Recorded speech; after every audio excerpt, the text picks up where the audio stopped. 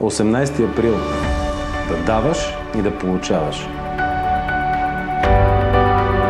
Ако си спомним за един наш ден, в който сме били в лошо настроение и намръщени, ще видим, че сме имали куп конфликти и лош късмет. Сякаш и другите са имали лош ден.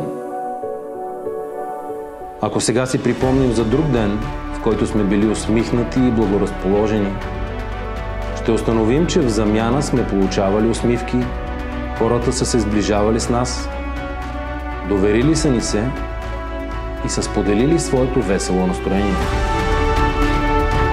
Всички сме огледало един на друг и получаваме обратно това, което сме дали. Сега избирам да дам